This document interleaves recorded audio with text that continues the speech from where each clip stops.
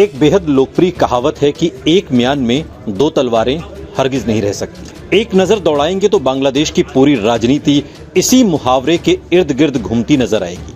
1971 में पाकिस्तान के अस्तित्व से अलग होकर नए राष्ट्र के रूप में उभरे बांग्लादेश का इतिहास ही विद्रोह और रक्तपात से पटा पड़ा है और तख्तापलट से भरे इस मुल्क के इतिहास के केंद्र में हैं दो महिलाएं, शेख हसीना और खालिदा जिया, और इनकी दुश्मनी को कहा जाता है बैटल्स ऑफ बेगम्स।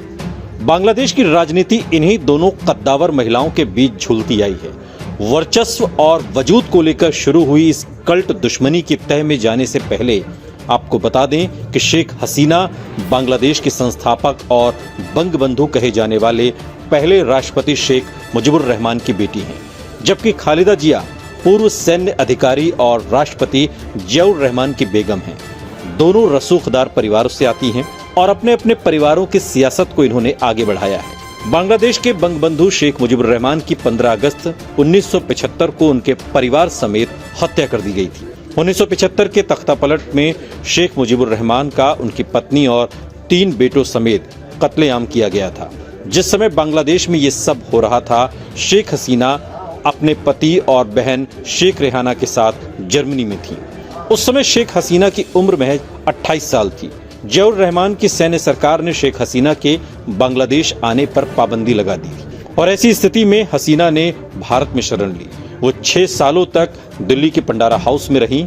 1981 में आवामी लीग की अध्यक्ष चुने जाने के बाद वो अपने मुल्क वापस लौटी। ये वही साल था जब चटगांव सर्किट हाउस में सेना के कुछ बागी अधिकारियों ने बांग्लादेश के राष्ट्रपति जियाउर रहमान की हत्या कर दी। जियाउर रहमान की हत्या के बाद उनकी बेगम खालिदा जिया की राजनीति में एंट्री हुई। इस तरह तख्तापलट का इतिहास समेटे इन दोनों पार्टियों की कमान महिलाओं के हाथों में आई और बांग्लादेश की राजनीति में वर्चस्व का खेल एक बार फिर शुरू हुआ। हालांकि बीच में एक ऐसा भी समय आया जब खालिदा जिया और शेख हसीना ने हाथ मिलाया, लेकिन दोनों के बीच ये दोस्ती ज्यादा दिन नहीं टिकी और दोनों पहले के जैसे एक दूसरे की दुश्मन बन गई। 1991 में देश में आम चुनाव हुआ और खालिदा जिया की बांग्लादेश नेशनलिस्ट पार्टी ने शेख हसीना की आवामी लीग को पछाड़ दिया। इस तरह खालिदा जिया बांग्लादेश की पहली महिला प्रधानमंत्री बनी। खालिदा जिया बांग्लादेश की पहली और किसी इस्लामिक देश की दूसरी महिला प्रधानमंत्री बनी। उनसे पहले पाकिस्तान में बेनजीर भुट्टो प्रधानमंत्री का पद संभाल चुकी थी। खालिदा जिया का प्रधानमंत्री बनना शेख हसीना को बिल्कुल पसंद नहीं आया। 1996 के चुनाव में शेख हसीना ने एड़ी चोटी का जोर लगा दिया, लेकिन जीत खालिदा की हुई। शेख हसीना ने खालिदा जिया पर चुनाव में धांधली का आरोप लगाया। उस साल 15 फरवरी को चुनाव हुए थे। विपक्ष ने इसका बायकॉट किया। 19 फरवरी को खालिदा जिया ने प्रधानमंत्री पद की शपथ ली थी। उन्हें पद से हटाने के लिए शेख हसीना की अगुवाई में विपक्ष ने असहयोग आंदोलन शुरू कर दिया था। बाद में 31 मार्च को खालिदा जिया को इस्तीफा देना पड़ा था और ऐसे में खालिदा जिया के इस्तीफे के बाद शेख हसीना 1996 में पहली बार बांग्लादेश की प्रधानमंत्री बनी। लेकिन 2001 के चुनाव में खालिदा जिया ने फिर वापसी की और इस तरह बांग्लादेश की सियासत इन्हीं दोनों महिलाओं के हाथों में आती जाती रही।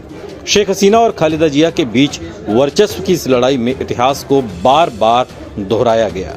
कई दशकों की ये अनंत जंग खत्म होने का नाम नहीं ले रही। साल 2009 से लगातार प्रधानमंत्री पद पर काबिज हसीना का प्रधानमंत्री पद तो गया ही, वो मुल्क छोड़कर भी फरार हो गई हैं। सेना अंतरिम सरकार बनाने जा रही है तो उनकी कल्ट दुश्मन खालिदा जिया जेल से रिहा होने जा रही हैं।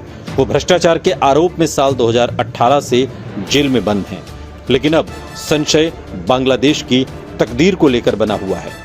सेना अंतरिम सरकार बनाने जा रही है और इस सरकार में खालिदा की क्या भूमिका होगी, ये भी एक सवाल है। और सवाल ये भी है कि बांग्लादेश का पॉलिटिकल फ्यूचर क्या होगा, शेख हसीना का क्या होगा। ये सभी सवाल अभी तक यूं ही बने हुए हैं।